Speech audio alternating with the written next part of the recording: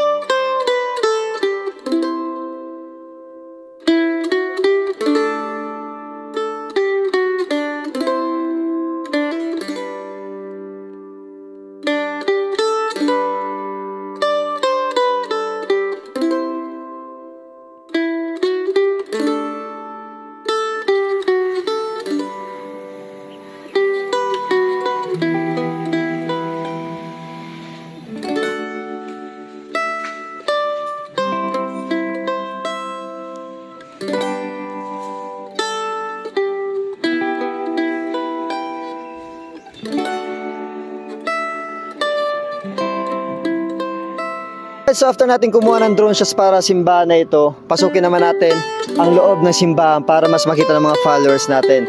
So sa mga tagapanood natin, lalo na sa mga taga-Tinambak, marami po nagsasabi na old po daw ang simbahan na ito. So ibig sabihin luma. Pero based po sa tanong-tanong namin at sa interview namin sa parish priest dito, Father Alfie, actually po itong simbahan na ito ay tinayo taong 2020. So 1999, tapos na po yung plano ng simbahan. So 2020, nag-start po yung new renovation ng simbahan na to up to now. Kaya sa loob ng simbahan, kung makikita nyo, halos yung bubong po sa taas ay bukas pa. So pinapalitan na po ang bubong sa taas ng retablo at ang altar. So kanina nagkaroon kami ng interview kay Father Alfie. So yun, medyo mahaba yung usapan natin. Pero bago natin pasukin ang loob ng simbahan, dito muna tayo sa belfry ng simbahan na ito. So, ang belfry ng simbahan na ito ay donated po ni Juana de Reyes and family. So, taong April 27, 1968. So, ito po ay part ng simbahan nung pinakauna. Dito po wala pang binago. So, yun, binuksan na po ng Sagristan Mayor. So, papasukin natin ang kampanaryong ito. So, ito po yung kampanaryo ng simbahan. So, dito po wala pang binabago. So kung ano po ang istruktura taong 1968, ganun pa din ngayon. So kung yun, tulad ko po to sa mga ibang kampanaryo, ito po yung isa sa pinakamabang kampanaryong naakyat namin. So syempre, ano bang silbi ng lubid na to? Ito po yung hihilahin para tumunog yung kampana ng simbahan. Kasi kadalasan po sa mga simbahan, sobrang marupok na yung daan, hindi nila inaakyat, kaya naglalagay na ng lubid para hilahin dito sa ba. So ito po yung isa sa pinakalumang kampana na nakikita namin dito. Sobrang bigat ito. So akitin pa natin. So kadalasan sa mga na-vlog namin na simbahan, kahoy lamang ang hagdan, pero dito sementado siya. So ito na po yung kampana ng simbahan ng St. Pascal Bailon. So ito po yun. So hindi natin alam kung kailan po itong kampanang ito, pero may taon na nakaukit dito, 1919. So ito po yun, isa sa gumaganang kampana dito. Yun nga, sabi ko kanina, hinihila na lang po siya para tumunog. Di ko alam kung naakit pa ba ito ng mga staff ng simbahan. Pero kung makikita nyo dito po sa kaliwa ko, yung bubong ay inaalis na para palitan ng bago. So sa mga taga-Tinambak or mga taga-panood natin, nais lang po namin na paabot sa inyo na hindi po to old simbahan na to. Yung pinaka-old pong simbahan na ito ay inalis na. So tinayo po ang simbahan na bago, pero yung lumang simbahan ay nandoon pa sa loob. So nung naayos na po yung buong simbahan, yung bago, saka po inalis yung pinaka-luma. So baba tayo at pasukin natin ang simbahan.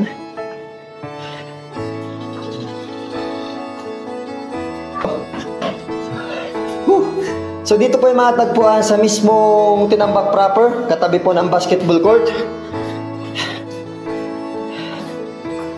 So nagpapasalamat po kami kay Father Noel, o tinatawag pong Father Alfie, kasi pagpa-unlock po ng konting interview, tapos binigyan pa kami ng masarap na coffee, tapos carrot cake, tapos pinakain pa kami ng masarap na sopas. So tapos nagkaroon kami ng konting kwentuhan. Tapos syempre papasalamat din kami sa Sagristan Mayor, tapos po sa mga nag-ayos po ng makakain namin dito sa simbahan na to. So, donated by Juana Coyo de Reyes and family, taong 1968. So, ito po yung main door ng simbahan. Kung makikita nyo, napakalawak po ang simbahan na to. Right? So, nagkataon po kasi si Father Alfie, meron siyang mass sa katedral, sa Naga, kaya, ayun, hindi na natin siya pa-interview. Saka hindi talaga siya magpapa-interview. So, ito po yung Sacristan Mayor. So, ito po yung retablo ng simbahan. Dito na tayo dadaan kasi may nagdadasal doon sa gilid. O, dito na sa gitna. So kung makikita nyo, kinoconstruct po ang bagong bubong ng simbahan na to. So ito po yung retablo muna nila for the meantime, tapos yung altar. Pero po ang patron saint dito ay si Saint Pascal Bailon. So ayan, pag si Father daw nagbimisa dito, lalo na pag mainit, nagpapayang na daw siya dito sa may gitna. Tapos pag umuulan, nagpapahing din siya. Basta hindi daw pwede tigil ang mass kasi marami daw dito mga nagbimisa tuwing linggo, tapos mga weekdays. So, yung kung makikita mo, inaayos siya. Yung bubong papalitan na yan, yung retablo papalitan na yan, yung altar papalitan na rin. So, yung plano ng altar ay meron sila. Aayusin na lang after nilang maayos ang buong simbahan. So, yan po ang sabi ni Father Alfie. So, hindi pa natin siya may explore ng masyado kasi nga inaayos pa siya. Pero dito sa gilid napakalawak.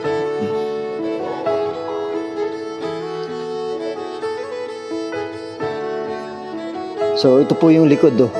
So kung makikita nyo, inaayos pa siya. Ayun, ito yung lawak ng simbahan. Yung kumbento nasa likod, nasa kabilang kalsada, at yung parish office nandoon din. Maraming kung gusto magsimba dito, mas marami pang makakapagsimba kasi nga sa lawak ng area nila dito. Ayun, tapos hanggang sa likod, tapos meron pa dun space sa kabila, just in case po na yung iba may dalang kotse, may motor, pwede pa kayo mag-park dito. So unfortunately maulan, kaya medyo nahihirapan kami ngayon mag-vlog. Lalo na papunta kami sa Siruma kanina, umulan, kaya bumalik na kami sa Tinambak. And then karoon ng pagkakataon para makausap namin si Father Alfie. Kaya nagpasalamat po kami kay Father Alfie sa oras na ibinigay niya sa amin. Tapos sa pagkain na pinaistak niya sa amin. So, ayun, ito po yung simbahan dito sa Tinambak, Camarines Sur. Pinapaganda pa lalo ng parish priest dito para at least mabago na rin at ma-renovate na rin, mapinturahan. Para mas maraming simba dito sa simbahan na to. Ayan. So yun, paalam na ako, si Papa AJ ito. Peace out.